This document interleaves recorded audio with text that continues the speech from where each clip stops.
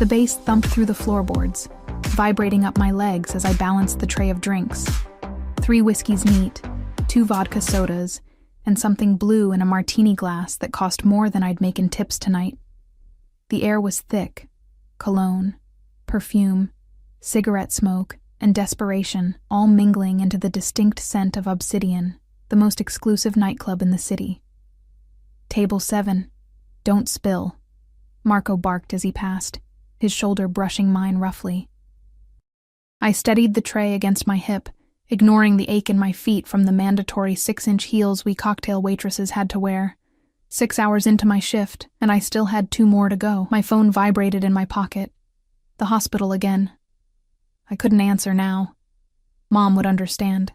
She always understood, even when she shouldn't have to. I wove between tables, past men in tailored suits who never looked at my face, and women draped in diamonds who never saw me at all. Obsidian's clientele lived in a different world than mine, one where medical bills didn't pile up on kitchen tables, and where mothers didn't need experimental treatments insurance wouldn't cover. "Your drinks, gentlemen," I said, setting each glass down carefully on the black marble tabletop. The men at table 7 were regulars, middle-aged with heavy watches and heavier wallets. They tipped well when they were winning at the casino upstairs, poorly when they weren't. "Thank you, doll," one of them said, sliding a 50 across the table without looking up from his phone. "Keep the change." I slipped the bill into my apron pocket, murmuring thanks to a man who'd already forgotten I existed. As I turned to leave, the air in the club shifted. I felt it before I saw anything. A collective intake of breath, conversations dropping to murmurs, the DJ seamlessly transitioning to a different track. The crowd parted like dark water, and 3 men moved through the space that opened for them. 2 were clearly security, broad-shouldered in black suits with telltale earpieces and expressionless faces that scanned the room continuously. But it was the man between them that caused the atmosphere to change. He wasn't exceptionally tall, but he moved as if the world bent around him, rather than the other way around. Dark hair cut close at the sides, but longer on top, jawline sharp enough to cut glass, and eyes that seemed to absorb light rather than reflect it. His suit was clearly bespoke, the kind of subtle wealth that didn't need to announce itself. I'd worked at Obsidian for 7 months, and had never seen him before, but I knew immediately who he was. Everyone did. Dante Russo, owner of the club, owner of most of the neighborhood, the kind of man people spoke about in whispers. I turned away quickly, heading back to the bar. Survival instinct, maybe, like not staring directly at a predator in the wild. Elena, another waitress, grabbed my arm as I reached the service bar. "Do you see who just walked in?" Her voice dropped to a whisper. "That's him. That's Russo." "I know," I said, pulling my arm free. "Can you cover section 3 for a minute? I need to check my phone." "Are you crazy?" "Not with him here. Tony will fire you on the spot." "It's the hospital," I said, and her face softened immediately. 2 minutes. I'll cover, but hurry." I slipped through the door marked staff only, down the narrow hallway to the locker room. With trembling fingers, I pulled out my phone and listened to the voicemail. "Ms. Parker, this is Dr. Reeves. Your mother's latest test results have come back, and I'd like to discuss them with you. Please call my office to schedule an appointment tomorrow. It's important that we talk soon." The careful neutrality in his voice told me everything I needed to know. The treatment wasn't working. The experimental protocol we'd fought so hard to get her into, the one I'd taken this job to pay for, wasn't working. I leaned against the lockers, the cold metal pressing through my thin uniform, and allowed myself 10 seconds of despair. 10 seconds to feel the weight crushing my chest. 1, 2, 3. By 8, I was wiping away tears. By 10, I was straightening my uniform, checking my makeup in the small mirror inside my locker. The girl who stared back had shadows under her eyes that concealer couldn't quite hide. I stepped back into the hallway and nearly collided with a solid wall of black suit. One of the security men who had accompanied Russo stood directly in my path, his face impassive as he looked down at me. "Excuse me," I said, trying to step around him. He didn't move. "Ms. Parker?" My blood went cold. How did he know my name? "Yes." Mr. Russo would like a word, not a request. I glanced back toward the locker room, but there was nowhere to run. I need to get back to work. This is work. His tone left no room for argument. Follow me. He turned and walked down the hallway, past the main floor entrance, toward the private elevator that led to the offices upstairs, areas where regular staff like me never went. I followed, my heartbeat drumming in my ears. The elevator opened silently, and he motioned for me to enter. As the doors closed us in together, I caught a glimpse of my reflection in the polished metal, pale face, wide eyes. I looked exactly how I felt, terrified. Am I in trouble? I finally asked as we ascended. The security man didn't look at me. Mr. Russo doesn't waste time on trouble. That wasn't reassuring. The elevator opened directly into a large office with floor-to-ceiling windows overlooking the city. The space was minimalist, black leather furniture, a massive desk, abstract art on the walls that probably cost more than my mother's medical bills. Dante Russo stood with his back to us, looking out at the city lights, a tumbler of amber liquid in his hand. The security man gave me a slight push forward, then retreated, leaving us alone as the elevator doors whispered shut. For several long seconds, Russo didn't turn or speak. I stood frozen, afraid to move or make a sound. When he finally turned to face me, his eyes locked onto mine with an intensity that made my breath catch. Adriana Parker, he said, my name rolling off his tongue like he was tasting it. 24 years old, English literature major who dropped out in your final year when your mother got sick, working 3 jobs to pay for her treatment, living in that rundown apartment building on Westfield Avenue, the one with the broken security door and the super who never fixes the heating. Each word felt like a physical touch, invasive and intimate. He knew everything about me. Why did he know everything about me? How do you... I make it my business to know who works for me, he said, setting his glass down and moving closer, especially when they catch my attention. He circled me slowly, like a shark circling prey. I kept my eyes fixed ahead, afraid to follow his movement. And you, Ms. Parker, have caught my attention. I don't understand, I whispered, hating how small my voice sounded. He came to stand in front of me, close enough that I could smell his cologne, something expensive and subtle, nothing like the overpowering scents the men downstairs bathed in. 7 months you've worked here, never late, never complained, taking every extra shift offered, fending off advances from clients with a smile that never quite reaches your eyes. My face burned. He'd been watching me. All this time he'd been watching me. I need this job, Mr. Russo. Dante, he corrected softly. And yes, you do. For your mother's treatments, the ones that aren't working. I flinched as if he'd struck me. How could he possibly know about the voicemail I'd just received? It's written all over your face, he said, answering my unspoken question. You received bad news tonight. I said nothing, blinking rapidly to hold back tears. I have a proposition for you, Adriana. There was something in his voice, a softness that hadn't been there before. When I finally dared to look up, the intensity in his dark eyes made me shiver. I swallowed hard. Whatever you're suggesting, don't insult me. His voice hardened instantly. If I wanted that kind of arrangement, there are plenty of women downstairs who would happily oblige. My cheeks burned with shame. My apologies, I whispered. His expression softened again, almost imperceptibly. I'm offering you a job, a different position. As my personal assistant, I don't understand. Double your current salary, full benefits. And... He paused, studying my reaction. Access to the best medical care for your mother. The kind not available to the general public. My heart stuttered. Why would you do that for me? Let's say I see potential in you. He moved back to his desk, picking up a folder.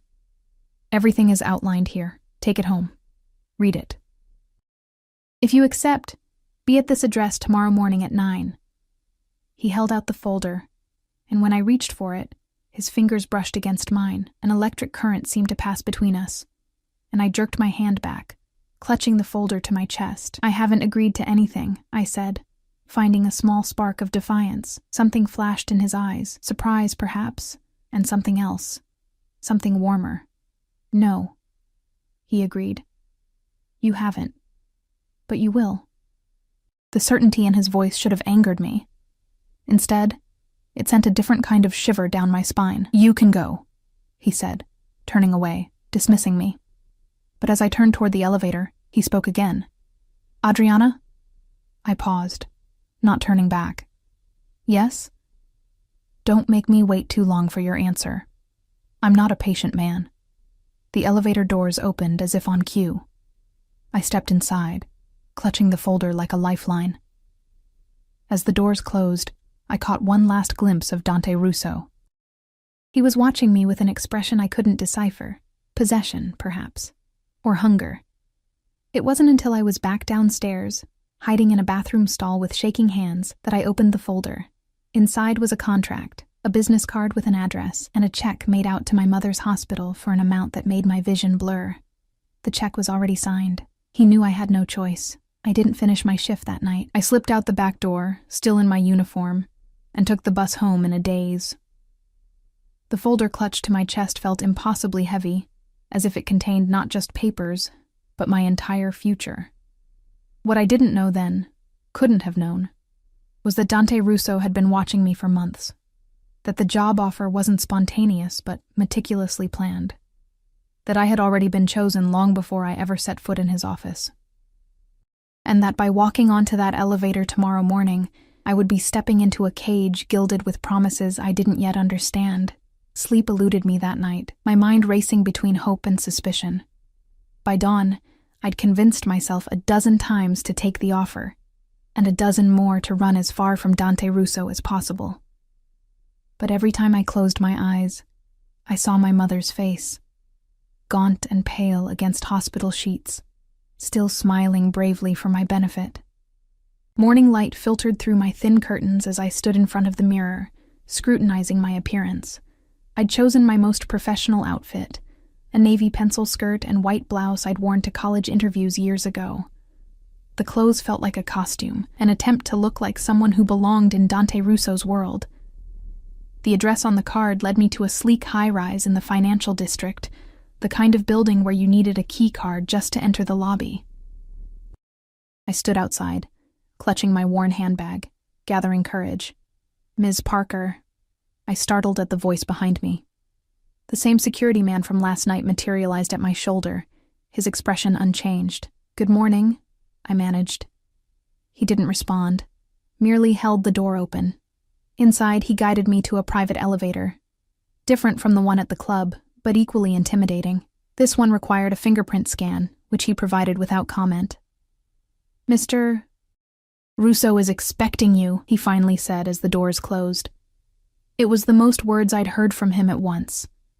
The elevator opened directly into a penthouse apartment so vast it took my breath away. Floor-to-ceiling windows showcased panoramic views of the city, the morning sun glinting off glass and steel. The space was minimalist but luxurious. Italian leather, marble surfaces, and art that probably belonged in a museum. "You're punctual. I appreciate that." Dante Russo's voice came from behind me. I turned to find him watching me with those same intense eyes that had haunted my dreams last night. He wore a charcoal suit that fit him like armor, a subtle contrast to the man I'd seen in the club. Daylight softened none of his edges. "I said 9 o'clock, I replied, aiming for confident but hearing the tremor in my voice. Most people arrive early when they're nervous. He gestured toward a dining table where breakfast was laid out. "Have you eaten?" I shook my head, suddenly aware of the emptiness in my stomach. I'd been too anxious to eat. "Sit," he commanded softly. Not a request. I obeyed, perching on the edge of a chair as he took the seat opposite.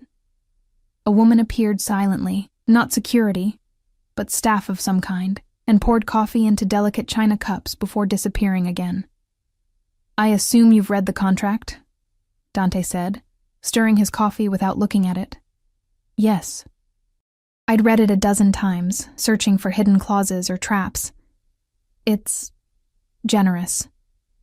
Do you have questions?" I had hundreds, but one burned brighter than the rest. "Why me?" His lips curved slightly, not quite a smile. "Direct." "Good." He set his spoon down precisely beside his cup. "You're intelligent, observant, and discreet. You handle difficult situations with grace, And you have motivation beyond money, my mother. Yes. His eyes never left mine. Those who work for money alone can be bought. Those who work for something more valuable cannot. And what exactly would I be doing as your personal assistant? The title felt loaded, dangerous. Whatever I require. At my expression, he added, administrative duties, scheduling, correspondence, accompanying me to meetings and events, being an extension of my will when I'm not present. I don't have experience with any of that. You'll learn.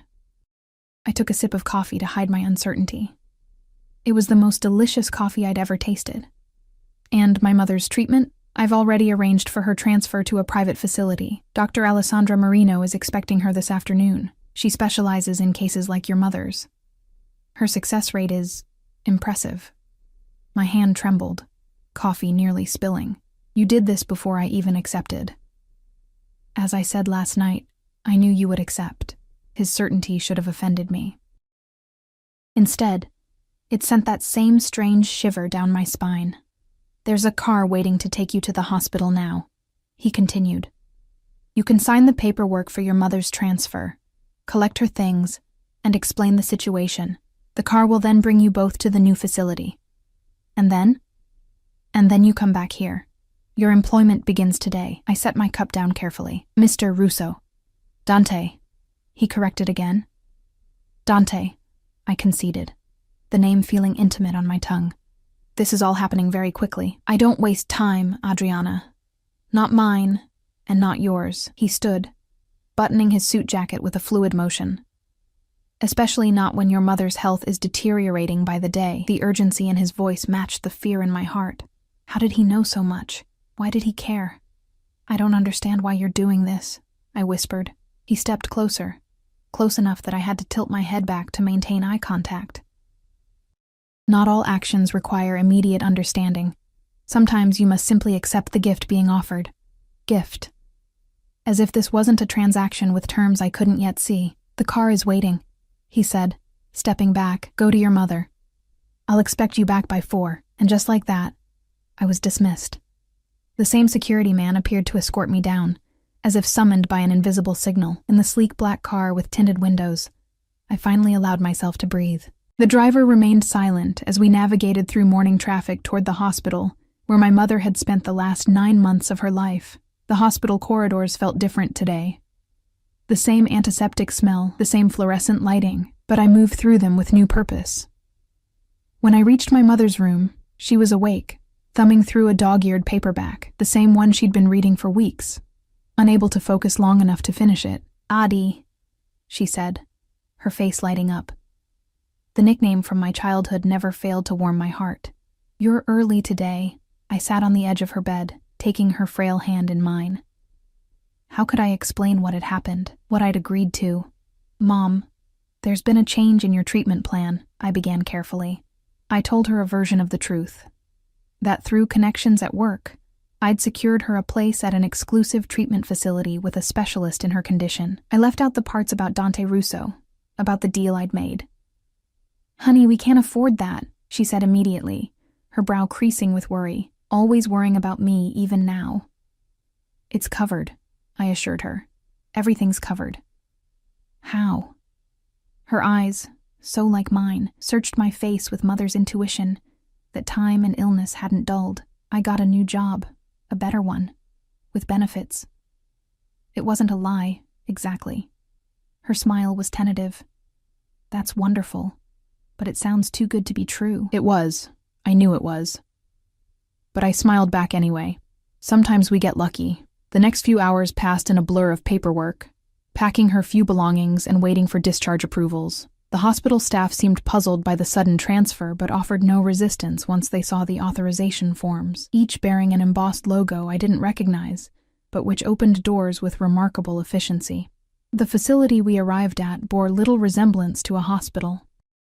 Nestled on manicured grounds outside the city, it looked more like a luxury spa, all natural stone and glass, with fountains and gardens visible from the circular drive where our car stopped. A team greeted us immediately, a doctor in a tailored suit rather than scrubs, nurses who looked like concierges, and assistants who took charge of everything with practiced efficiency. My mother gripped my hand tightly as they wheeled her inside, her eyes wide with disbelief. "Ms. Parker," the doctor, Dr. Marino herself, addressed me after my mother had been settled into a suite that looked more like a 5-star hotel room than a hospital. "May I have a word?" In a private consultation room, she explained my mother's new treatment protocol in detail. Cutting-edge therapies, some experimental, some not yet available to the general public. Hope bloomed in my chest for the first time in months. "Mr. Russo has given explicit instructions regarding your mother's care," Dr. Song, Marino said, studying me with curious eyes. "She is to receive the absolute best we can provide, without limitation." "Thank you," I said, unsure what else to say. "He must think very highly of you," she observed neutrally. I had no answer for that. When it was time to leave, my mother clung to me with surprising strength. "You'll come back soon?" she asked. "As often as I can," I promised, kissing her cheek. "This is a good thing, Mom. The best doctors, the best care." "I'm more concerned about you," she said softly, her eyes knowing. "What exactly is this new job, Adriana?" "Nothing to worry about," I lied, forcing a smile. "Just administrative work. Boring stuff." She didn't believe me. I could tell. But she let it go. "Be careful, sweetheart. Nothing in this world comes without a price." The truth of her words haunted me on the drive back to the city. What price would Dante Russo eventually demand? The car delivered me back to the high-rise at exactly 3:45. The security man, whose name I still didn't know, escorted me up to the penthouse. This time, Dante wasn't alone. 3 men in suits were seated in the living area, tumblers of dark liquor in hand despite the early hour. They fell silent when I entered, all eyes turning to assess me with open curiosity. "Gentlemen," Dante said, rising smoothly, "my new assistant, Adriana Parker." The way he said "my" sent a ripple of awareness through me. "The one from the club?" one of the men asked with a smirk. Older, with silver at his temples and an expensive watch glinting at his wrist. "Adriana, these are my associates," Dante continued, ignoring the question. "Mr. Vega, Mr. Caruso, and Mr. Leone." I nodded politely, uncomfortable under their scrutiny. "A pretty addition to your staff," Leone said in heavily accented English, raising his glass in my direction, though perhaps a distraction. "Adriana, wait for me in my office," Dante said, his tone light but his eyes hardening. "Through those doors." I moved quickly, relieved to escape. Behind me, I heard Dante's voice drop to a register that raised goosebumps along my arms. "She is not a topic for discussion." The office was as imposing as the rest of the penthouse, masculine and minimalist, with another stunning view of the city. I stood awkwardly, unsure where to wait, or what to do with myself. A photo on the desk caught my eye, the only personal touch in the room. A family portrait, a man and woman with 3 young boys, all dark-haired and solemn-faced. The oldest boy, perhaps 10, had eyes I recognized. "My father, mother, and brothers," Dante said from the doorway, making me jump. I hadn't heard him approach. "I'm sorry. I wasn't—" "It's there to be seen," he said, closing the door behind him. The sounds of the men in the other room were immediately silenced. "Your family," I said, stating the obvious. "Gone now." His expression revealed nothing, but his voice held centuries of pain. "All of them. I'm sorry." He dismissed my sympathy with a slight shake of his head. "How is your mother settling in?" "Well, I think it's amazing there. Dr. Marino is the best. If anyone can help your mother, she can." "Thank you," I said, the words inadequate for the hope he'd given me. "I don't know how I'll ever repay—" "You work for me now," he cut me off. "That's repayment enough." He moved to a cabinet, unlocked it with a key from his pocket, and removed a sleek laptop and a phone still in its box. "These are yours. The laptop has everything you need to begin learning your duties. The phone is secure. Only I can reach you on it." He set them on the desk between us. "Your personal phone stays here when you leave each day." "You want my personal phone?" "I want no distractions when you're not here, and no security risks. The only people who need to reach you can do so through me. Control." This was about control. "What about my apartment?" My things? Already taken care of. Your lease has been paid out, and your belongings are being packed as we speak. They'll be delivered to your new residence tomorrow. My new residence? The ground seemed to tilt beneath my feet. The floor below this one. It's more convenient for your duties, and significantly more secure than your current situation. Anger flared through my shock. You can't just... I can and I have. His tone brooked no argument. Your safety is now my concern, Adriana. The work you'll be doing for me requires discretion and security. What kind of work requires that level of security? I demanded, finding courage in indignation. He studied me for a long moment, then gestured for me to sit. I remained standing. What do you know about me, Adriana? About what I do? You own the club, I said carefully. And other businesses, I assume. A smile touched his lips, almost sad. A diplomatic answer. Let me be more direct. You know who I am, what I am. Everyone in this city does, whether they speak it aloud or not. My heart raced. I've heard things. And yet you came here today. You accepted my offer. For my mother. Yes. For your mother. He stepped closer. I respect that loyalty. It's why you're here. But understand this. From this moment forward, that same loyalty belongs to me. My business, my secrets, my interests are now yours to protect. What exactly is your business, Dante? I asked, suddenly needing to hear him say it. His eyes never left mine. Power, protection, profit. In that order. Not a direct confession, but we both knew what he meant. And if I've changed my mind, something dangerous flickered in his gaze. Have you? I thought of my mother in that beautiful facility of the Hope and Doctor. Marino's eyes, when she described the treatment plan of the mountain of debt, suddenly vanished. No, I admitted quietly. Good. He checked his watch, another understated display of wealth. We leave in an hour for dinner. Giovanni will show you to your temporary quarters where you can freshen up. There's a suitable dress waiting for you. Dinner? With who? With me, Adriana. That possessive note again, sending heat curling through my stomach. Tonight is about you learning who I am. Tomorrow, you learn what I do. As if summoned, the security man, Giovanni apparently, appeared at the door. One more thing, Dante said as I turned to leave. The men you met today, keep your distance from them, especially Leone. Why? His eyes darkened. Because they see you as a weakness of mine. And in our world, perceived weaknesses are exploited. I'm not your weakness, I said, confused. No, he agreed, his gaze traveling slowly over my face. You're not. But the way he looked at me made me wonder if I might become one. The suitable dress waiting for me was a black silk sheath that fit as if it had been made for me. Which I realized with a chill it probably had been.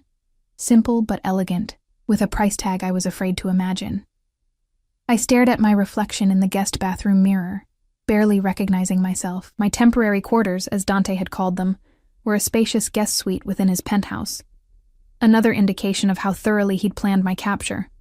I couldn't think of a gentler word for it. Despite the luxury surrounding me, I felt the invisible bars. When I emerged, Dante was waiting in the living room, his back to me as he looked out over the city. The setting sun cast him in silhouette, a dark figure against a burning sky. The dress fits well, he said without turning. I paused, unsettled. How did you... Your reflection, he explained, nodding toward the window where, indeed, my image was faintly visible. He turned then, his eyes taking me in with a thoroughness that made my skin warm, beautiful. The compliment hung between us, intimate and uncomfortable. I looked away first. Where are we going? I asked. Somewhere private, he answered, offering his arm. I dislike public attention. Giovanni and another security man, whose name I learned was Marco, escorted us down to a waiting car, a sleek black Mercedes with windows tinted so dark they seemed to absorb light. Marco drove while Giovanni sat in the front passenger seat, his posture alert, despite the seemingly relaxed setting. Dante sat beside me in the back, close enough that I could feel the heat of him through his suit. He smelled of that same subtle cologne. Sandalwood, and something darker I couldn't name. You have questions, he said as we pulled into traffic. Not a question. I had hundreds, but settled on the most immediate. How did you know my dress size? A slight smile. I know many things about you, Adriana. Your dress size is among the least interesting. That didn't answer my question, but I moved on. How long have you been watching me? Since your second week at Obsidian. He said it casually, as if admitting to long-term surveillance was perfectly normal. You caught my attention when you handled a situation with a particularly difficult client. He'd had too much to drink, was becoming aggressive with one of the other waitresses. I remembered the incident. I spilled a drink on him, made it look like an accident. Yes. Most would have called security, created a scene. You found a more elegant solution. The way you diffused his anger, apologized so sincerely he ended up feeling like he'd somehow wronged you. It was artful. It was survival, I corrected. Women in service jobs learn these skills or they don't last. He considered this, nodding slowly. Even more impressive that it came naturally to you. The car turned onto a road leading out of the city, toward the coast. Soon the urban landscape gave way to more exclusive neighborhoods, gated estates set back from the road, hidden behind high walls and security systems. Where are we going? I asked again. My home. I thought the penthouse is one of my residences, yes, but not my home. We drove through wrought iron gates that opened silently at our approach, then up a long winding driveway flanked by old-growth trees. When the house came into view, I couldn't contain a soft gasp.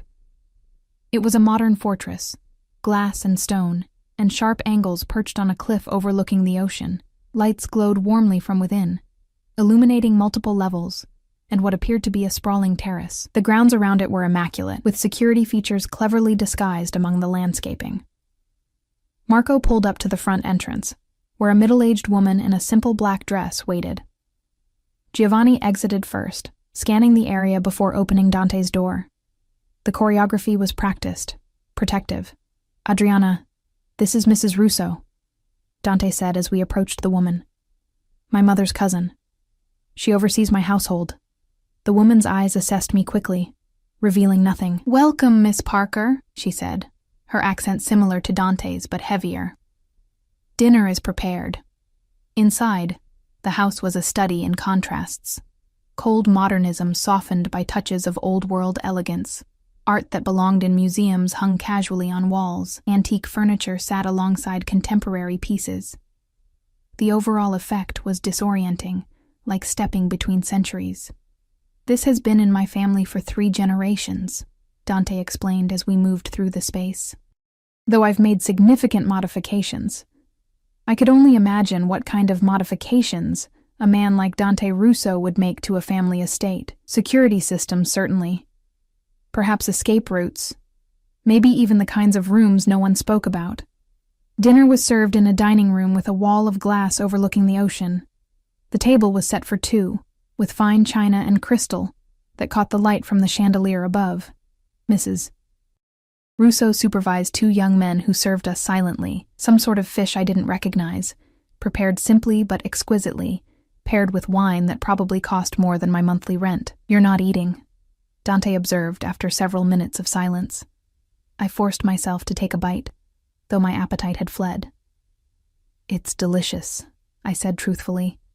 But you're distracted. His perception was unnerving. Ask what you want to know, Adriana.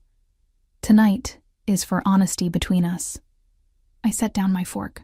What do you want from me? He took a sip of wine, considering. Loyalty, discretion, intelligence.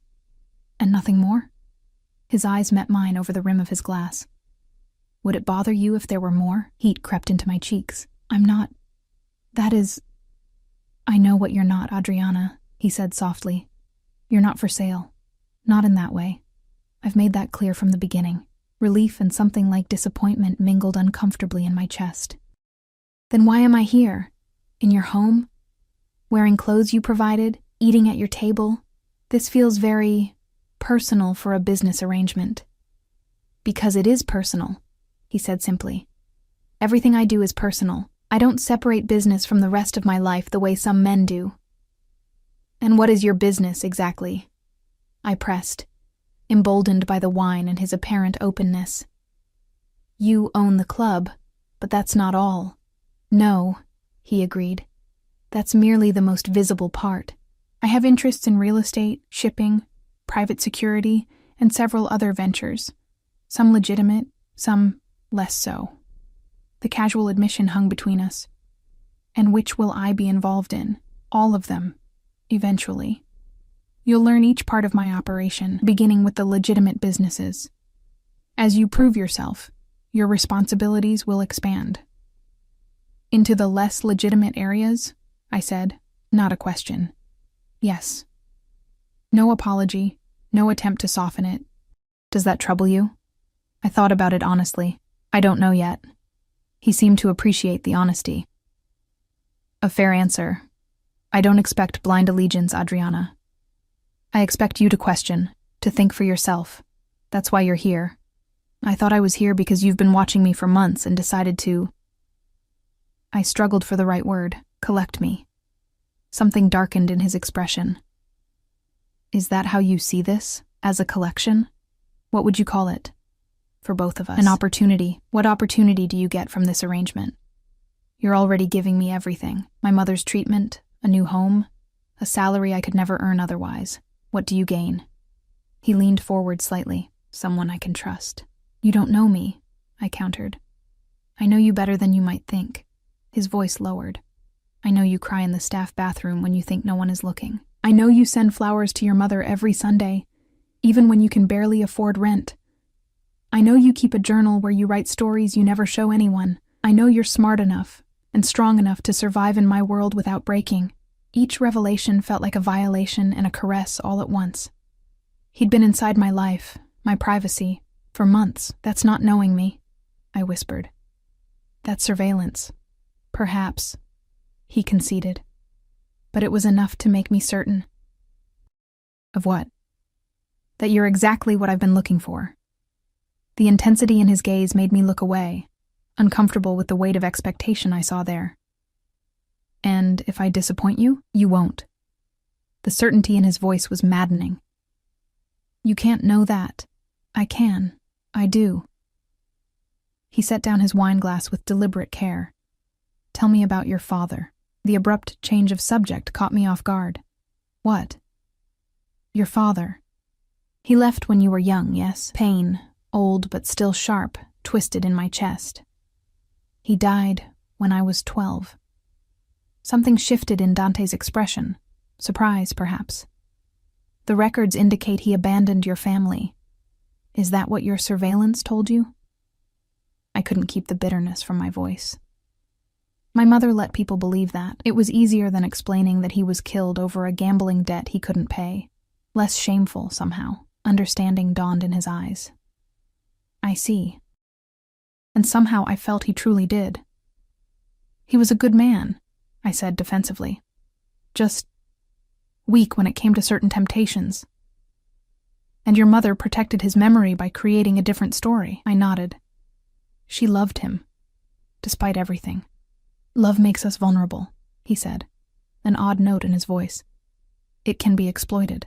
Is that why you don't have anyone? I asked boldly. To avoid vulnerability. His laugh was unexpected, brief and genuine. What makes you think I don't have anyone, Adriana? My cheeks warmed. I just assumed, because a man in my position seems isolated, or because I've brought you into my home? Both, I thought, but said nothing. I have a family, he said after a moment. Not blood, not anymore. But people I would die for, people who would die for me. That doesn't sound like love, I observed. It sounds like loyalty. Sometimes they're the same thing. He studied me with those dark, inscrutable eyes. Have you ever been in love, Adriana? The question felt intrusive, yet I found myself answering honestly. No, not really. There hasn't been time. Because of your mother's illness. Before that, it was college, working multiple jobs to pay tuition. And now... I gestured vaguely, encompassing our surreal situation. And now you're here, he finished for me. A silence fell between us, not uncomfortable but charged with something I couldn't name. Outside, the ocean crashed against the cliffs below, a constant rhythm like a heartbeat. May I ask you something personal? I ventured after a while. He inclined his head slightly. You may ask. I may choose not to answer, fair enough. I gathered my courage. The photograph in your office, your family. What happened to them? His expression didn't change, but something in his eyes retreated, a door closing. What happened to many immigrant families in this city 20 years ago? They crossed the wrong people. I'm sorry, I said softly. It was a long time ago. Is that why you... I searched for a delicate way to phrase it. Why I became what I am? He finished the thought without rancor. Partially. It's difficult to believe in legitimate authority when it fails to protect those you love. There was a story there, deeper than he was telling, but I sensed pressing further would shut him down completely, and now you're the authority, I said instead.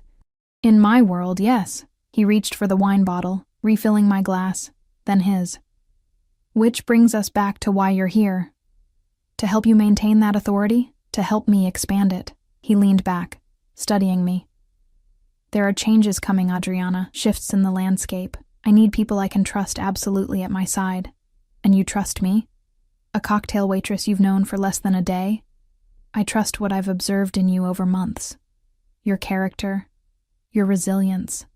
His voice softened marginally. Your capacity for loyalty. To my mother, I pointed out.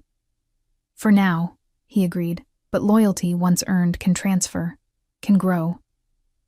The implication hung between us, both a promise and a threat. After dinner, he showed me parts of the house. A library with first editions that made my literature-loving heart race. A terrace overlooking the churning ocean below. A room filled with art that belonged in museums. Always with Giovanni following at a discreet distance, always aware of where exits were, who might be watching.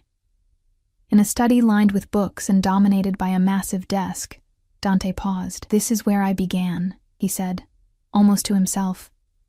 After my family was killed, sitting at this desk, planning how to survive, how to ensure no one could ever hurt the people I cared about again. The vulnerability in his voice caught me off guard. How old were you? 17, he said. The oldest son. The only survivor. I couldn't imagine it. The weight of such loss, such responsibility at that age. You were just a boy. Boys become men quickly when necessary. He turned to face me, something fierce in his gaze. Remember that, Adriana. Whatever else you hear about me, whatever truths you discover as we work together, remember that everything I've built began here, with a promise to protect what's mine. The possessive way he said it sent a shiver through me. On the drive back to the city, I watched the lights of other lives blur past the tinted windows. Dante sat beside me, silent, but present in a way that filled the space between us. Not touching, yet I felt him everywhere. Why did you really bring me to your home? I asked as we neared the city limits. You could have told me all this at the penthouse. He considered the question for a moment. I wanted you to see where I come from, who I am when I'm not performing for others. And who is that? He turned to look at me, moonlight casting half his face in shadow. Someone who recognizes himself in you. The words stayed with me as we ascended to the penthouse, as he showed me to the guest suite where I would spend my first night in captivity, gilded, comfortable captivity, but captivity nonetheless. Rest well, he said at the door. Tomorrow your real work begins. Dante, I called as he turned to leave. He paused, looking back. May I call my mother? To say goodnight? Something softened in his expression. Of course. Use the secure phone I gave you. It's already programmed with her number at the facility. When he was gone, I sat on the edge of the obscenely comfortable bed, turning the phone over in my hands.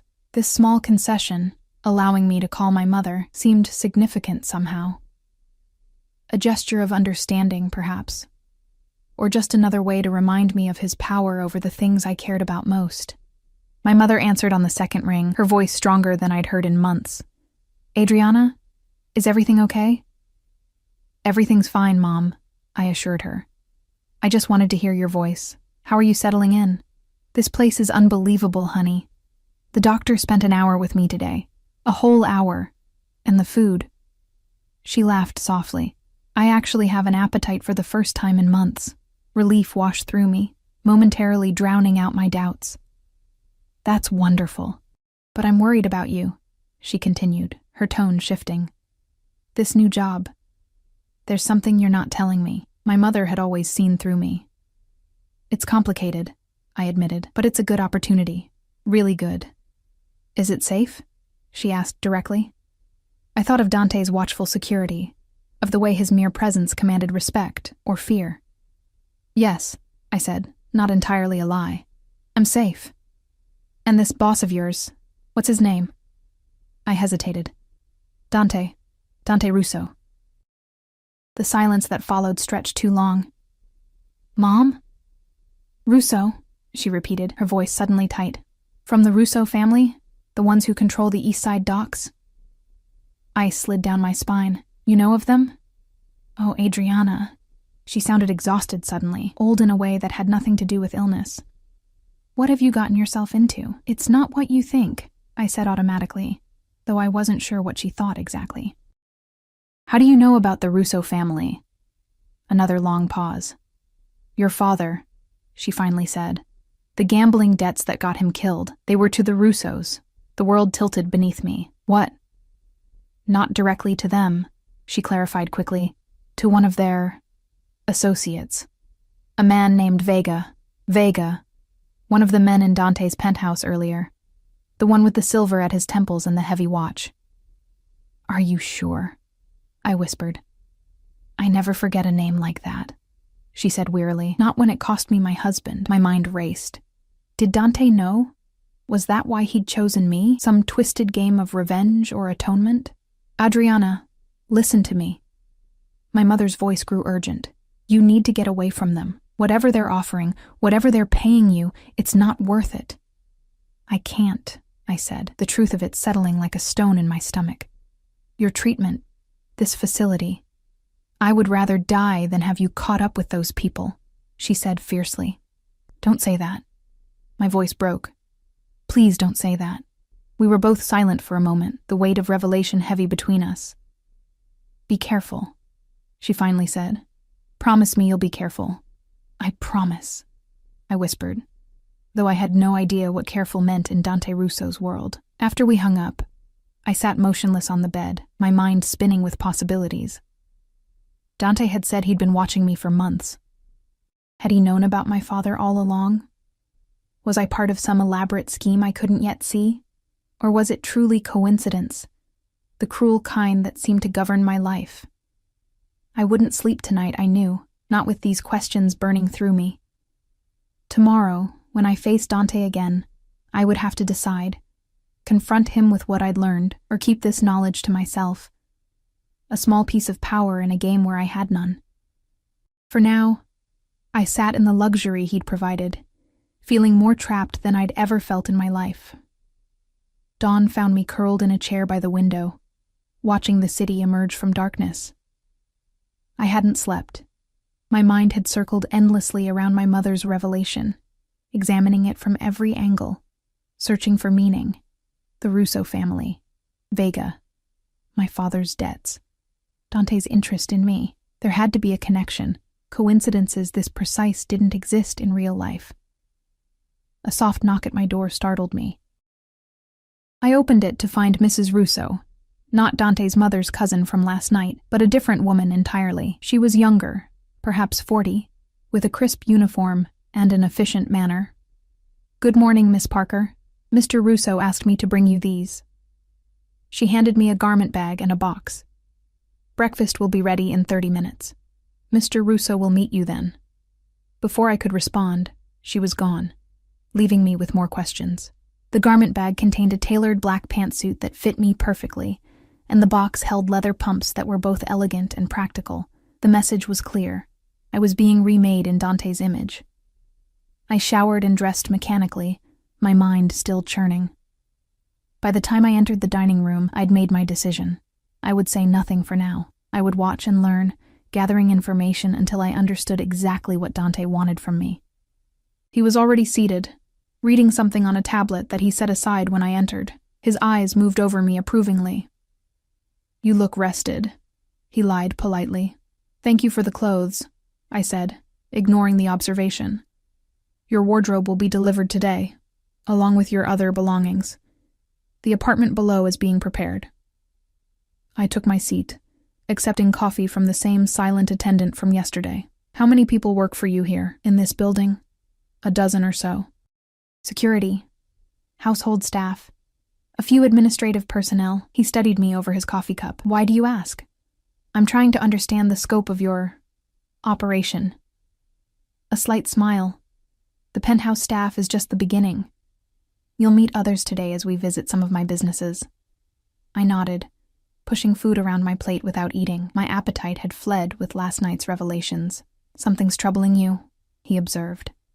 Not a question. I met his gaze directly. I spoke with my mother last night. Yes, I know.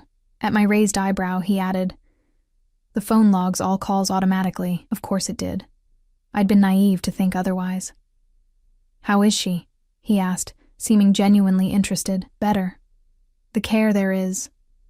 I searched for words. It's everything I could have hoped for. I'm glad. But she's worried about me. His expression didn't change, naturally. She's your mother. She recognized your name. There. A slight pause, almost imperceptible. His coffee cup hovered for a fraction of a second, before continuing its journey to his lips. Did she? He asked mildly. She says my father's gambling debts were to your family, or an associate of your family. A man named Vega. Dante set down his cup carefully. Your mother is well informed, so it's true? Partially. I waited, but he offered nothing more. Are you going to elaborate? He studied me for a long moment, as if deciding how much to reveal. Your father borrowed money from Antonio Vega. Yes. Vega worked for my father at the time, and when my father couldn't pay, Vega acted on his own initiative. The careful phrasing wasn't lost on me. You mean he killed my father without authorization? Yes. The bluntness startled me. I'd expected denials, deflections, not this calm admission. My father never approved of how Vega conducted his affairs, Dante continued. He was excessive, undisciplined, but useful in certain contexts. And now Vega works for you. A complicated inheritance. His eyes never left mine, one I've been gradually untangling. Did you know? I demanded. When you chose me?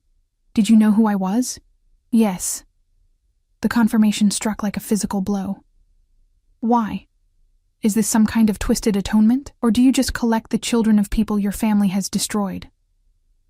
A flash of something, anger, perhaps, crossed his face, quickly controlled. I chose you because you're exceptional, Adriana. Your connection to Vega was a complication, not a motivation. I don't believe you. That's your prerogative. He folded his napkin precisely, placing it beside his plate. But consider this. If I wanted to use you for some scheme related to your father, why would I have revealed the connection at all? Why not keep you in ignorance? It was a fair point. Then why tell me now? I didn't. Your mother did. He rose from his chair. Finish your breakfast. We leave in 20 minutes. He exited the room, leaving me with a cold breakfast and colder comfort. His explanation made logical sense, but something still felt off, like a puzzle with missing pieces. True to his word, 20 minutes later we descended to the garage beneath the building, where a different car and driver awaited. This time, only Giovanni accompanied us. Where are we going? I asked as we pulled into morning traffic. To see one of my legitimate businesses, Dante replied, the one that began everything else.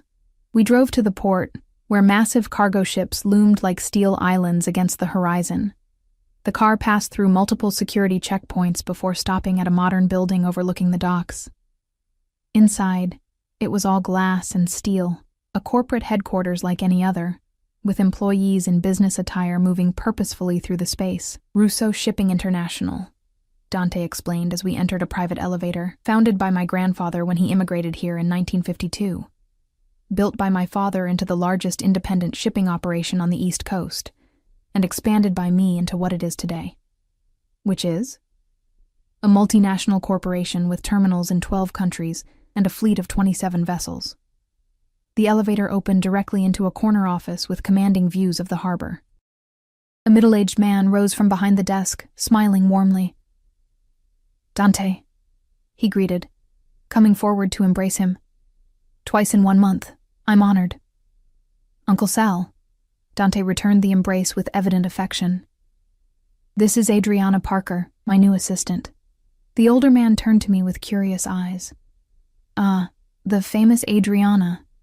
A pleasure to meet you. Famous? I wondered how many of Dante's people had been briefed about me. Adriana, this is Salvatore Costa, my father's oldest friend and the current CEO of Russo Shipping. Figurehead CEO, the older man corrected good-naturedly. Everyone knows who really runs things. Dante smiled slightly. Uncle Sal maintains the legitimate face of our operations.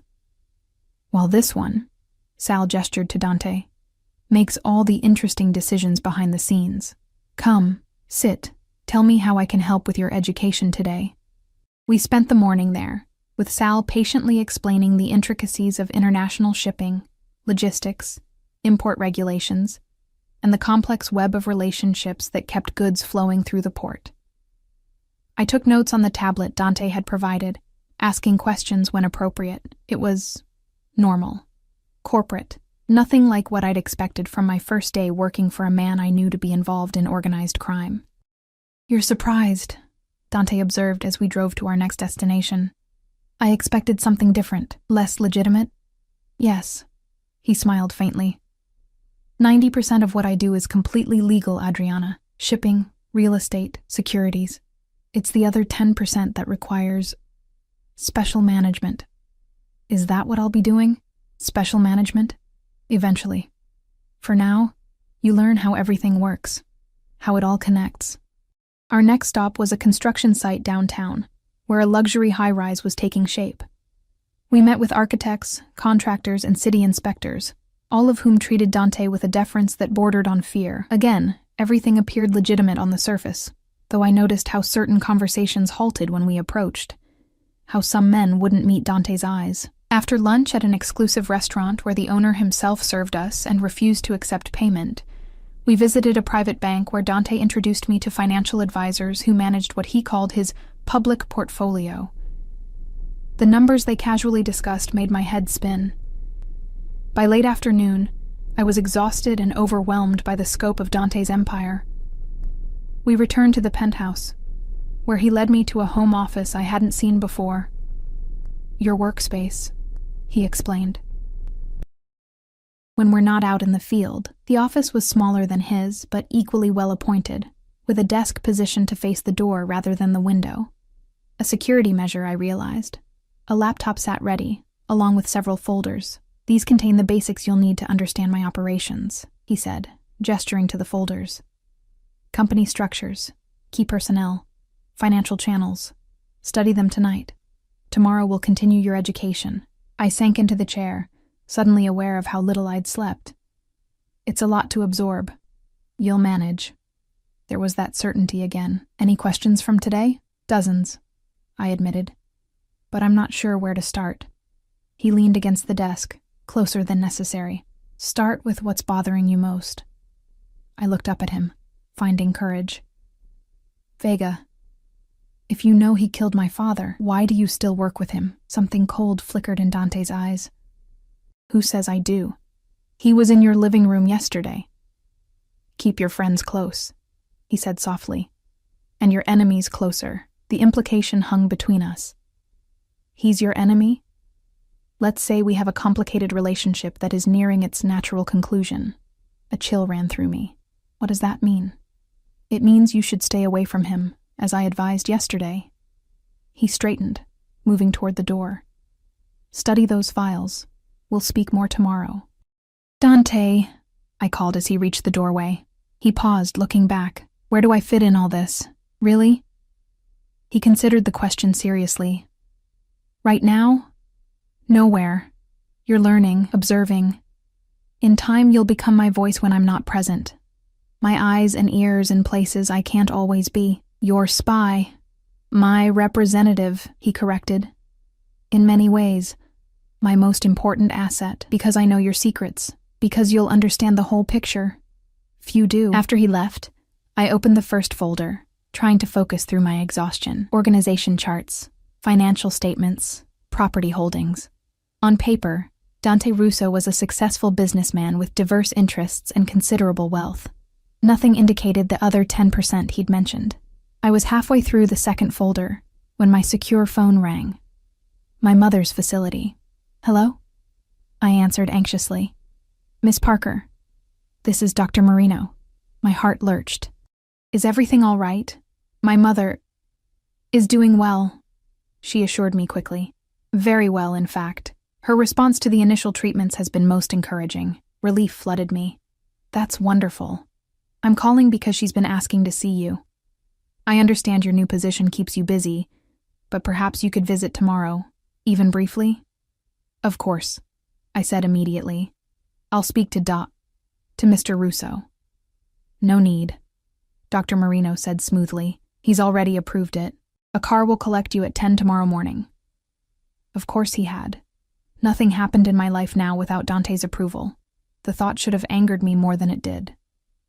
After the call, I forced myself to finish reviewing the files, making notes on questions to ask. Around 8, Mrs. Russo, the younger one from this morning, appeared with dinner on a tray.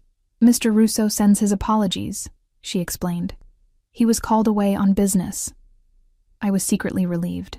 The day had been intense enough without more one-on-one time with Dante and his penetrating gaze. After eating, I explored my temporary quarters more thoroughly.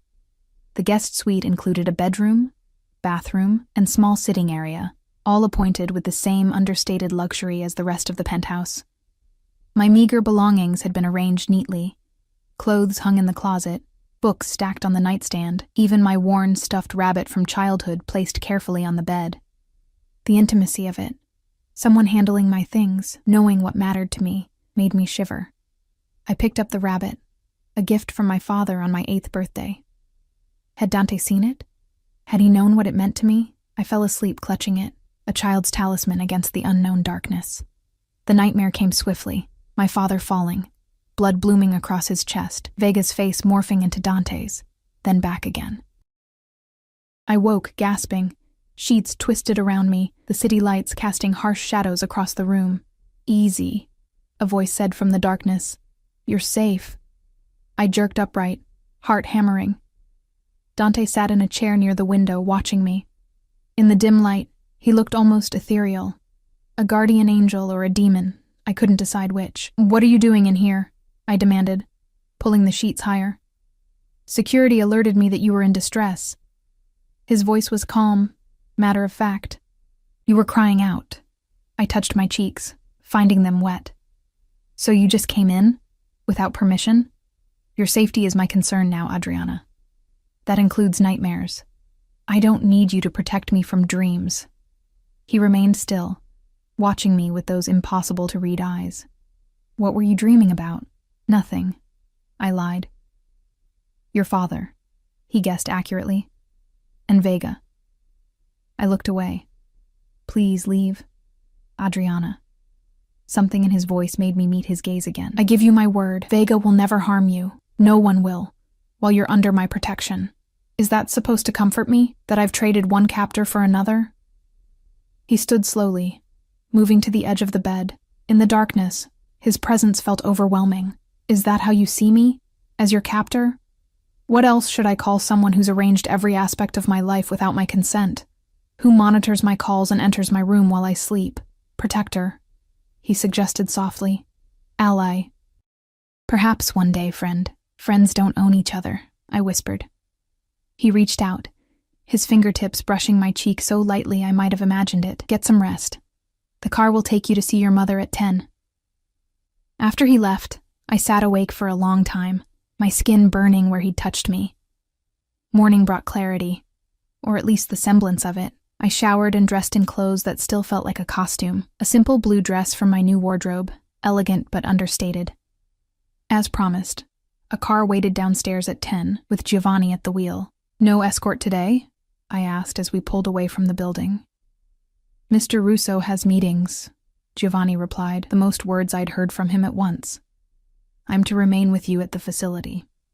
The drive to my mother's treatment center took nearly an hour, giving me time to gather my thoughts. I needed to warn her to be careful what she said. If my phone was monitored, The facility was surely under Dante's surveillance as well. My mother was sitting in a garden courtyard when I arrived, color in her cheeks that I hadn't seen in months. She rose to embrace me, and I was shocked by the strength in her arms. "You look better," I said, blinking back tears. "I feel better," she replied, holding me at arm's length to examine me. "And you look different." "New clothes," I said awkwardly. "Part of the job."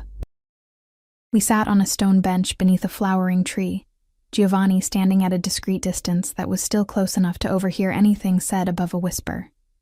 "He's one of them?" my mother asked quietly, nodding toward Giovanni. I nodded slightly. "We should be careful what we discuss." She squeezed my hand in understanding. "Tell me about your new job then, in general terms." I gave her an edited version of the past 2 days. Administrative assistant to a businessman with diverse interests, learning the ropes of his organization, living in a company apartment for convenience. "And this businessman," she said carefully, "he treats you well?" "Yes," I answered truthfully. "He's been considerate." She studied my face, reading between the lines as mothers do. "But you're not free to leave." I glanced at Giovanni, then back at her. "It's complicated. My position requires certain commitments. Adriana."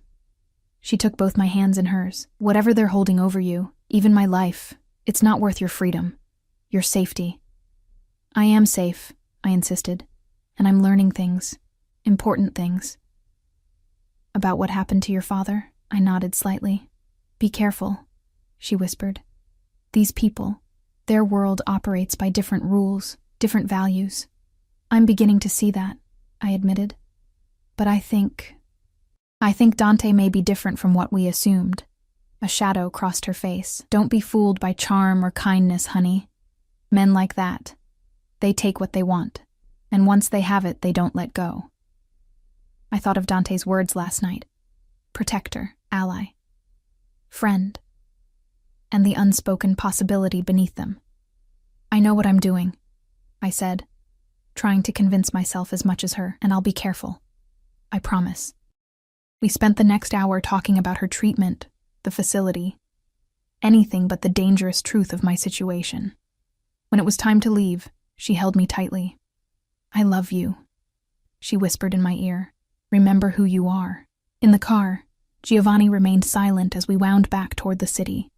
I stared out the window, turning my mother's warning over in my mind. Remember who you are. But who was I now? The girl who had served drinks at Obsidian felt like a stranger, someone from another lifetime. As we approached the outskirts of the city, Giovanni's phone rang. He answered with a single word, listened for a moment, then made a sharp turn onto a different highway. "Where are we going?" I asked, suddenly alert. "Change of plans," he said tersely. "Mr. Russo wants you brought to him directly." "Where is he?" Giovanni didn't answer, accelerating onto a stretch of road I didn't recognize. My heart rate quickened as the city fell away behind us, replaced by industrial zones and eventually docklands I'd never seen before. We pulled up to a warehouse complex surrounded by high fences and security cameras.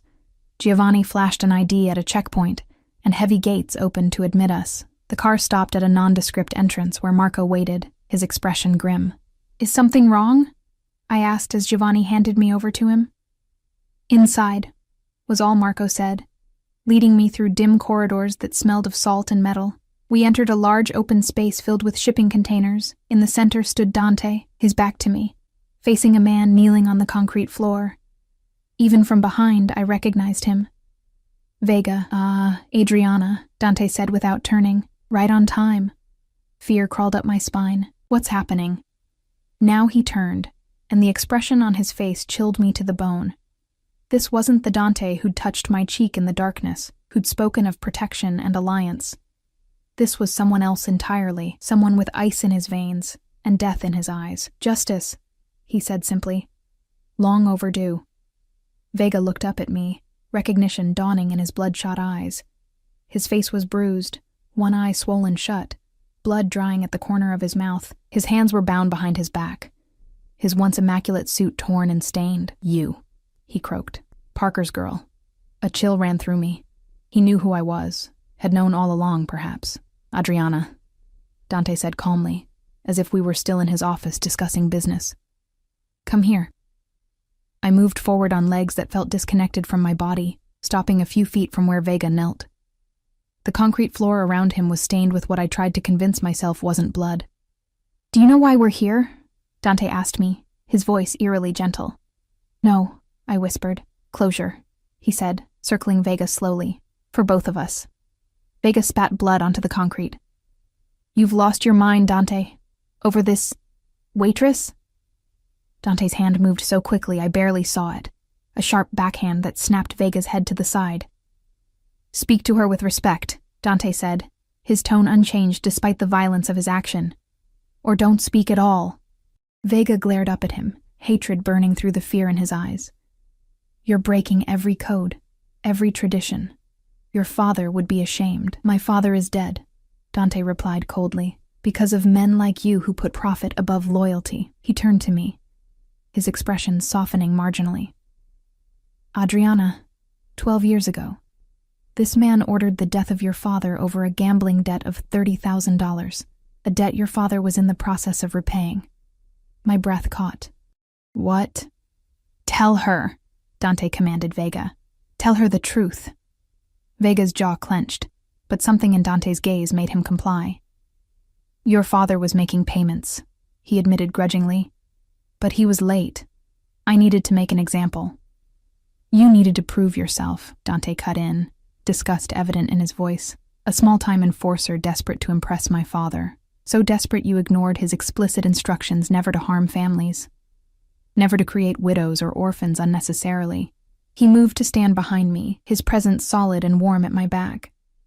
The same night Antonio Vega had your father killed Adriana, he also ordered the hit on my family. 2 birds, 1 stone. Eliminate a debt that was being repaid too slowly, and remove the Russo family so he could take control of our territory. Vega struggled against his bonds, fury contorting his face. That's a lie. I had nothing to do with your family's deaths. For 12 years I believed that, Dante said, his voice deadly calm. Until last month, when certain evidence came to light. Bank transfers, phone records, a deathbed confession from the triggerman himself. My mind was spinning, struggling to process the connections forming. You found this out a month ago. Yes, Dante confirmed. The same week I began making arrangements to bring you into my organization. The timing couldn't be coincidental, so this was about revenge all along, I said, a hollow feeling spreading through my chest. Using me to get to him. Dante stepped around to face me, his dark eyes intense. No, Adriana. This was about justice. For both of us. And protection. For you, I don't understand. Vega discovered I was investigating him. Dante explained. He began looking into my movements, my interests. He found that I'd been watching you. He would have eliminated you simply for being connected to me, just as he once eliminated your father for a trivial debt. So you... What? Decided to keep me close to protect me? Initially, yes. His gaze never wavered, but that's not why I kept you. Something in his voice made my heart stutter. Vega's bitter laugh interrupted the moment. How touching, he sneered. The mighty Dante Russo, falling for a cocktail waitress. Your enemies will tear you apart when they learn how weak you've become. Dante didn't look at him. They're welcome to try. What happens now? I asked, fear creeping back as I remembered where we were. What was happening? Now you have a choice, Dante said, reaching inside his jacket to withdraw a handgun. He held it out to me, grip first. Justice by your hand, or mercy by your word. Either way, Antonio Vega's fate is yours to decide. I stared at the gun, then at Dante's face, searching for some sign that this was a test. That he didn't actually expect me to make this choice, but his expression remained resolute, expectant. I can't, I whispered, stepping back from the weapon. I'm not a killer. No, Dante agreed, lowering the gun. You're not. That's part of why I... He paused, something vulnerable crossing his face before disappearing behind his mask of control. Please, I said, finding my voice. Don't do this. Not for me. It's not just for you, His eyes hardened as he turned back to Vega. It's for my family, for your father, for every life this man has destroyed pursuing his own ambitions. And what about your soul? I asked desperately. Doesn't killing him make you just like him? Dante smiled slightly, a sad twist of his lips. My soul was compromised long ago, Adriana. But yours doesn't have to be. He studied me for a long moment. If you truly want him spared, I'll respect your wishes. But understand what that means. He'll be exiled, not freed, never allowed to return, never allowed near you or your mother again. Relief washed through me, followed quickly by suspicion. Had this been his plan all along? To offer me this choice, knowing what I would choose, to appear merciful while still getting what he wanted? Why give me this decision? I asked. Why not just do what you've clearly already decided to do? Because you deserve closure, he said simply. And because I needed to see if you could show mercy to the man who destroyed your family. It tells me more about you than any surveillance ever could. The calculation behind his words should have chilled me, but instead I felt a strange sort of wonder. Every move in Dante's world was strategic, layers within layers. Even this moment of apparent vulnerability was serving multiple purposes. I choose mercy, I said firmly. Let him live with what he's done. Dante nodded once, then turned to Giovanni and Marco, who had been standing silently by the door. Take him to the airfield. The arrangements are already in place. As they hauled Vega to his feet, he lunged forward suddenly, his face contorted with rage. This isn't over, Russo. You think you've won, but you've just painted a target on your back. And hers. Dante's expression didn't change, but something dangerous flashed in his eyes. He stepped close to Vega, speaking too quietly for me to hear. Whatever he said drained the color from Vega's face. He went limp between Giovanni and Marco, suddenly compliant as they led him away. When the door closed behind them, Dante and I were left alone in the cavernous space. He tucked the gun back into his jacket and turned to me, his expression unreadable. Are you afraid of me now? He asked quietly. I considered the question honestly. I don't know what I feel. That's fair. He gestured toward the exit. Shall we go? In the car, he sat beside me, close enough that I could feel his warmth but not touching. The silence between us stretched, heavy with unspoken words. Finally, I broke it. Was any of it real? I asked. Anything you told me about why you chose me? He turned to look at me, his eyes softening. All of it was real, Adriana. Yes, I discovered the connection between us because I was investigating Vega. But everything I said about why I chose you was true. Your intelligence, your resilience, your loyalty. But you manipulated me, used my mother's illness, my desperate situation. I gave you what you needed, he corrected gently. And in return, you're giving me what I need. Which is? Someone I can trust. He held my gaze. Someone who sees the truth of me and doesn't run. How do you know I won't run, now that Vega is gone, now that my mother is receiving treatment? What's to stop me from walking away? His smile was sad. Nothing. If you choose to leave, I won't stop you.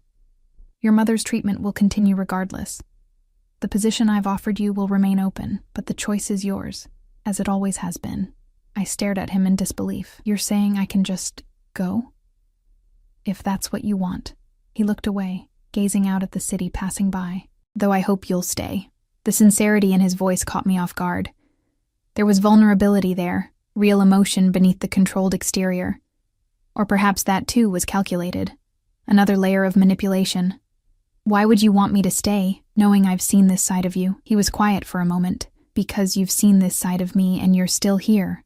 Still asking questions instead of cowering in fear. Still challenging me instead of simply obeying. He turned back to me.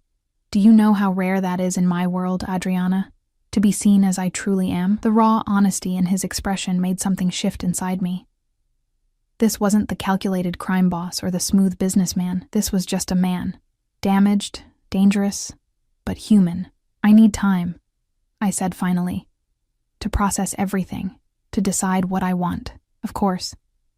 He nodded once, decisive. Take all the time you need. Your apartment below the penthouse is ready. You can stay there while you consider your options. We rode the rest of the way in silence. But it was different now, less tense, more contemplative. When we reached the building, Dante escorted me to the elevator but didn't get in with me. "I'll be away for a few days," he said. "Settling matters related to Vega's departure. Use this time to think, to visit your mother, to decide your path forward, and if I'm gone when you return," something flickered in his eyes, pain perhaps. "Then I'll have my answer." The elevator doors closed on his inscrutable expression, carrying me up to my new temporary home. Another gilded cage, but one whose door now stood mysteriously open. The apartment was stunning, smaller than Dante's penthouse, but designed with the same elegant minimalism. Floor-to-ceiling windows showcased the city spread below, lights beginning to twinkle as evening descended. My belongings had been arranged with care, making the space feel oddly personal despite its luxury. On the kitchen counter, I found a note in Dante's precise handwriting. "The refrigerator is stocked. The security desk has a car available for your use. Your mother is expecting you tomorrow at 2 p.m. D." Still orchestrating my life, even in his absence. The thought should have angered me, but instead I felt a strange sort of comfort in his attention to detail. I spent that night and the next wandering through the apartment, thinking through my options. I visited my mother, finding her stronger still, almost like her old self. When I tentatively broached the possibility of leaving Dante's employment, her response surprised me. "Are you afraid of him?" she asked directly. "No," I admitted after consideration. "Not for myself, anyway. Is the work itself something you object to?" I thought about the businesses I'd seen. Legitimate operations. Impressively run. "Not what I've seen so far." "Then what's holding you back, honey?" I struggled to articulate it. "The world he lives in. The things he's capable of. The way he's manipulated events. My life, to serve his purposes." She took my hand, her eyes wise with experience. "The most dangerous man is the one who doesn't recognize his own power. Dante Russo knows exactly what he is. There's a certain safety in that honesty." "You're saying I should stay? Work for the family connected to Dad's death?" "I'm saying you should make your choice based on the man Dante is now, not the legacy he inherited." She squeezed my hand. "And maybe consider that manipulation isn't always malicious. Sometimes it's protection, seen from a different angle." Her words stayed with me through the next 2 days as I wandered the city, visited her again, and spent nights staring out at the skyline from my temporary home. On the 3rd day, I made my decision. When Dante returned that evening, I was waiting in his penthouse, seated in the living room with the city lights spread behind me. Giovanni had let me in without comment, as if he'd been expecting me. Dante paused when he saw me, surprise briefly crossing his features before his composure returned. He looked tired, the customary perfection of his appearance slightly frayed at the edges.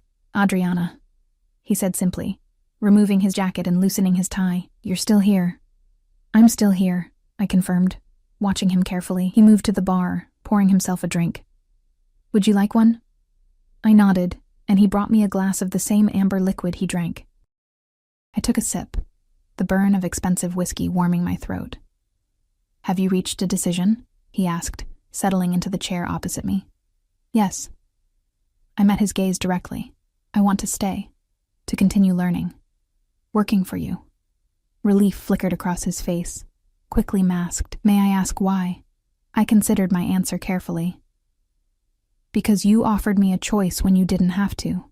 Because you respected my decision about Vega. Because..." I paused, gathering courage. "Because I want to understand you, all of you. Not just the businessman or the crime boss, but the man underneath." Something shifted in his expression. A softening, a vulnerability I'd glimpsed only in fragments before. "Understanding goes both ways, Adriana." "I know." I set my glass down, leaning forward slightly. "I'm not naive. I know what I'm choosing. I know who you are, or at least I'm beginning to, and I'm still here." He studied me for a long moment, as if memorizing my features. "There will be difficulties, dangers.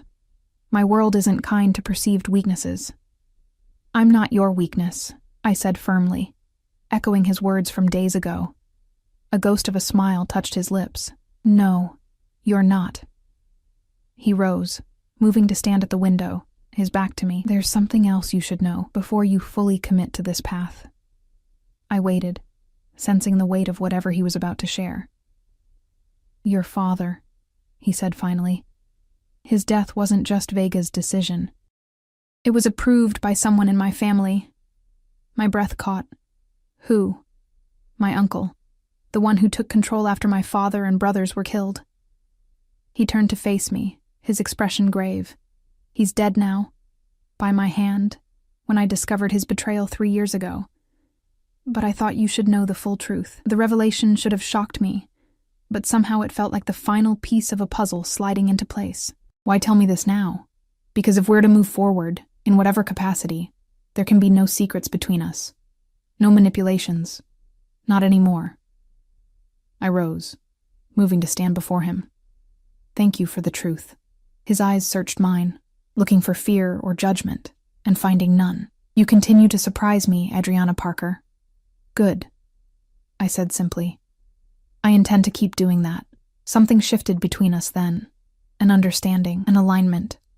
Whatever happened next, we would face it together, both of us changed by the truths we'd shared. 6 months passed in a blur of learning and transformation. I absorbed the intricacies of Dante's empire, the legitimate businesses, and, gradually, the shadows behind them. I accompanied him to meetings, events, negotiations. I learned to read the subtle shifts in his expressions, to anticipate his needs before he voiced them, to represent his interests when he wasn't present. My mother's health improved steadily under Dr. Marino's care. By the 4th month, she was strong enough to move into a comfortable apartment Dante provided near the treatment facility. I visited her weekly, no longer afraid to speak freely about my work, my life, the man who had irrevocably changed both. "He looks at you differently now," she observed one afternoon as we shared tea on her balcony. "How so?" I asked, though I knew what she meant. "Like a man who's found something he thought he'd never have." She studied me over the rim of her cup. "And you look at him the same way." I couldn't deny it. Somewhere amid the danger and intensity of Dante's world, amid the shared confidences and quiet moments, something had shifted between us. Not spoken yet, but present in every interaction. A current of possibility, of connection deeper than employer and employee. On the night marking my 6th month in Dante's service, he invited me to dinner at his cliffside home. Mrs. Russo greeted me with the warmth of familiarity now, and the security team nodded respectfully as I passed. I was no longer an outsider, but part of Dante's inner circle. Trusted, valued, protected. After dinner, we walked on the terrace overlooking the ocean, the night air cool against my skin. Dante was quieter than usual, a tension in his shoulders I'd learned to recognize. "What's wrong?" I asked directly. He smiled slightly. "Your perception continues to improve." "You're avoiding the question." He stopped at the terrace railing, looking out at the dark water below. "I received information today about a potential threat, a coalition forming against me, led by former associates of Vega." Fear tightened my chest. "Against you, or against us?" He turned to me, surprise evident in his expression. "Us?" "Your organization, your people." I held his gaze. "Me, all of the above," he admitted, "but primarily targeting what they perceive as my greatest vulnerability." "Me," I said again, understanding dawning. "Yes." His jaw tightened. "They believe that through you, they can control me, hurt me." "Can they?" The question hung between us, heavy with implication. Dante stepped closer, close enough that I could feel the heat of him. "Yes," he said softly, the admission clearly costing him. "They can." I should have been frightened by the confession. Instead, I felt a strange sense of power, not over him, but with him. Balance in what had once been so unbalanced. "What will you do?"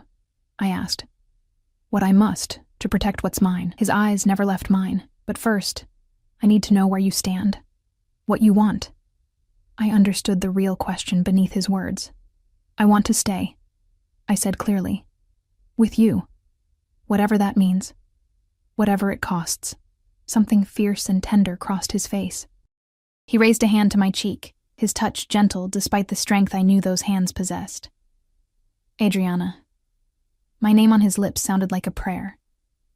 "Do you understand what you're saying? The choice you're making?"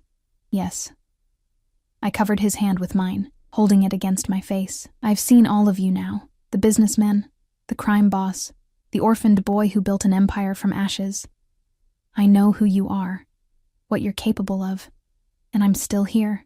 The last barrier between us dissolved with those words. He drew me closer, his eyes asking a final question that I answered by closing the distance between us. His lips met mine with surprising gentleness, a contrast to the intensity that vibrated through him. When we parted, his expression was transformed, open in a way I'd never seen before, vulnerable in a way perhaps no one had. I will keep you safe, he promised, his voice low and fierce. Always. I know. I smiled slightly. And I'll keep you human. Understanding passed between us. A bargain. A balance. He would protect me from his world. I would protect him from himself. In the weeks that followed, we moved carefully into this new reality. By day, I remained his assistant, professional and focused. By night, we explored the deepening connection between us, learning each other's histories, fears, desires. The threat Dante had mentioned materialized in small ways at first. Business disruptions, minor betrayals by peripheral associates. We weathered them together, my insights often complementing his experience, my perspective softening his more ruthless impulses. When the direct attack finally came, an attempt on my life as I visited my mother, it was Dante's precautions that saved me. The would-be assassins never made it past the security team that had been shadowing me, invisible but ever present that night, as I lay in Dante's arms in his penthouse, the city lights casting patterns across the ceiling. He made a decision. We need to end this, he said, his voice hard with resolve. Permanently. How? He outlined his plan, a strategic dismantling of the coalition against him, a series of moves that would eliminate the threat without sparking a war. Calculated, precise, ruthless. And you want my help, I guessed, reading the unspoken request in his eyes. Yes. His honesty was absolute now. Your insight, your perception, your restraint. I understood what he was asking. Not just my assistance, but my conscience. My humanity as a counterweight to his more brutal instincts. I won't become what they are, I said firmly. And I won't let you become that either. Relief softened his features. That's exactly why I need you. Over the next month, we executed the plan together. Where Dante would have struck with overwhelming force, I suggested more subtle approaches. Where I would have shown mercy, he insisted on necessary firmness. Together we found a balance. Justice without cruelty, power without corruption. When it was done, the threat neutralized, the coalition scattered. Dante took me back to his cliffside home. In the library where he had once shown me his beginnings, he knelt before me, taking my hands in his. Marry me, he said simply. No preamble, no flowery speech, just the directness that was so essentially him. Are you sure? I asked, searching his face. Your world is safer with you in it, he finished. Stronger with you beside me, better because of you. I thought of the journey that had brought us here, from cocktail waitress and shadowy boss to partners in every sense. I thought of my mother's words about the honesty of a man who knows his own power. I thought of the balance we'd found together, his darkness tempered by my light, my softness protected by his strength. Yes, I said, the decision feeling like coming home. Yes.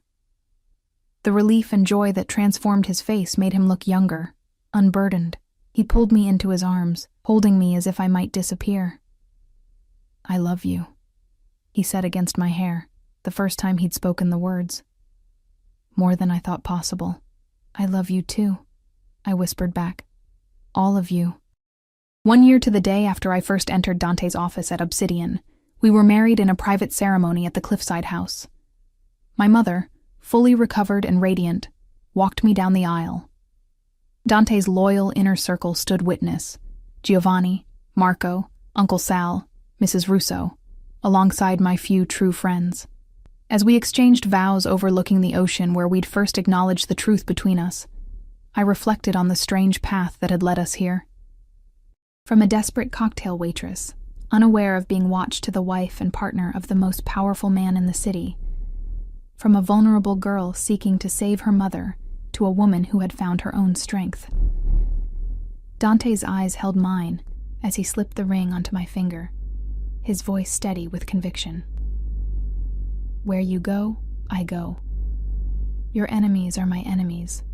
Your joy is my joy. Your pain is my pain. From this day until my last. Not traditional vows, but ones that spoke to the reality of our world, the dangers we faced together, the protection we offered each other, the balance we maintained between darkness and light. Where you go, I repeated, meaning every word. Your strength is my strength, your burden is my burden, your heart is my heart, from this day until my last. As his lips met mine, sealing our promise, I knew we had both found something we never expected. Redemption in the most unlikely place, love born from the ashes of vengeance, and a future neither of us had dared to imagine. Together, the man who had once watched me from the shadows now stood beside me in the light. And I, who had once been invisible to the powerful world around me, now helped shape it with compassion and courage. We were not perfect. Dante would always carry darkness within him, and I would always struggle with the moral complexities of his world, but together, we had found balance. Protection without possession, power tempered by mercy, love strong enough to transform us both. And in the end, isn't that what justice truly looks like? Not revenge or retribution, but transformation. The chance to become more than our histories, better than our circumstances, stronger through our union. As we faced our future together, Dante Russo and his unlikely bride, we carried that truth forward into whatever awaited us, that love, when chosen with open eyes and whole hearts, can redeem even the darkest pasts and illuminate the most uncertain futures. Not an ending, but a beginning, our beginning,